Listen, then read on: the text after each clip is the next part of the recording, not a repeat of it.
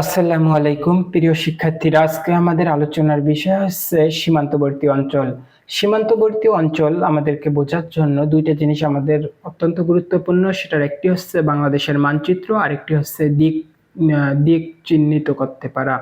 আমরা যদি দিক চিহ্নিত করতে পারি আর হচ্ছে আমাদের মানচিত্রটা মাথায় থাকে, তাহলে আমরা খুব সহজেই সর্ব উত্তর, সর্বদক্ষিণ, সর্বপূর্ব, সর্বপশ্চিমের জেলা, উপজেলা, ইউনিয়ন এবং স্থান সহজেই জানতে পারবো এবং মনে রাখতে পারবো। আমরা জানি উপরের দিকে থাকে হচ্ছে উত্তর। উপরে কি থাকে? উত্তর। তাহলে রস্যউতে উপর, রস্যউতে উত্তর। উপরে যদি উত্তর থাকে তাহলে নিচে কি থাকবে? নিচে থাকবে হচ্ছে দক্ষিণ। আর ডানে সবসময় পূর্ব। ডানে কি?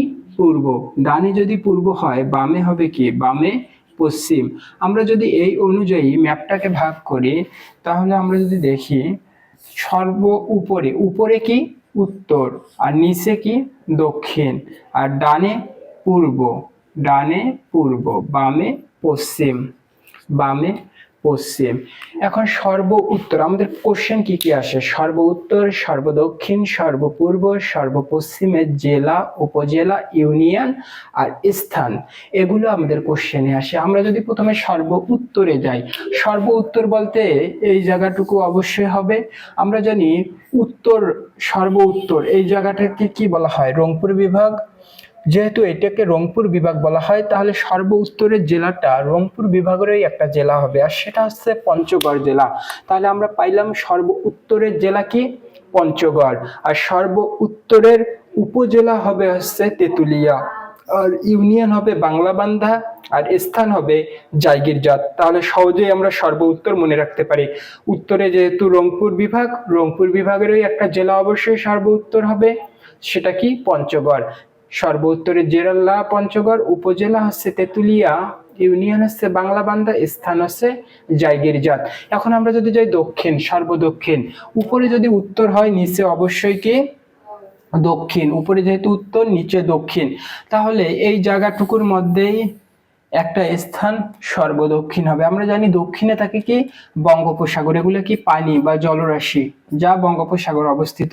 তাহলে এই অংশটুকুই হবে কি? সর্বদক্ষিণের জায়গা। আর এটি দেখেন তো, অবশ্যই এটা চট্টগ্রাম বিভাগের মধ্যে পড়েছে। তাহলে চট্টগ্রামেরই একটা জেলা হবে কি? চট্টগ্রামেরই একটা জেলা হবে সর্বদক্ষিণ, আর সেটা হচ্ছে কক্সবাজার। দক্ষিণ বঙ্গোপসাগরের কাছাকাছি যেহেতু কক্সবাজার, তাহলে কক্সবাজার হবে সর্বদক্ষিণ। তাহলে আমরা সর্বদক্ষিণের জেলা কি পাইলাম? কক্সবাজার। আর সর্বদক্ষিণের উপজেলা হচ্ছে টেকনাফ। আর সর্বদক্ষিণের ইউনিয়ন সেন্ট মার্টিন। আর সর্বদক্ষিণের স্থান, সর্বদক্ষিণের স্থানটি হচ্ছে সেরাদ্বীপ।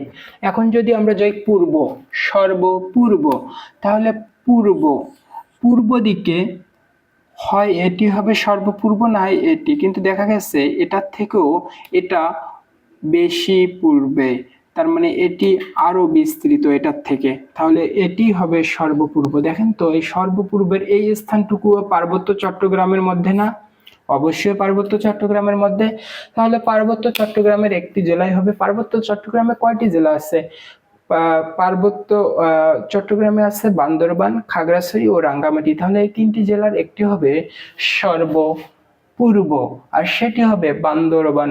তাহলে সর্বপূর্বের জেলা পাইলাম আমরা কি? বান্দরবান। আর সর্বপূর্বের উপজেলা হচ্ছে থানচি। আর সর্বপূর্বের ইউনিয়ন হচ্ছে তিন্দু।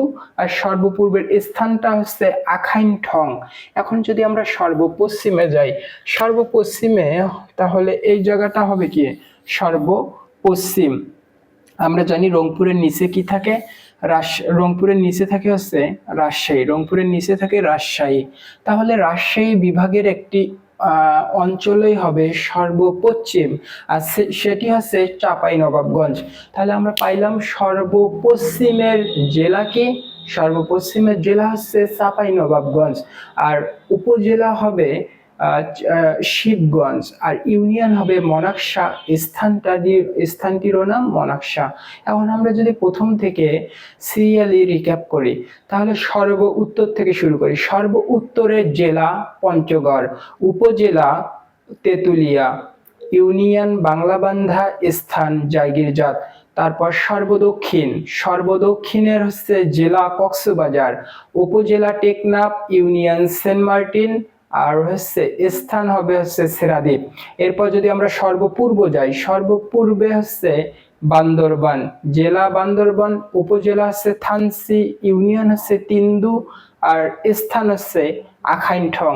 আর সর্বপশ্চিম, সর্বপশ্চিম হবে হচ্ছে সর্বপশ্চিম জেলা চাঁপাইনবাবগঞ্জ, উপজেলা হচ্ছে শিবগঞ্জ, ইউনিয়ন হচ্ছে মনাকশা, স্থান হচ্ছে মনাকশা।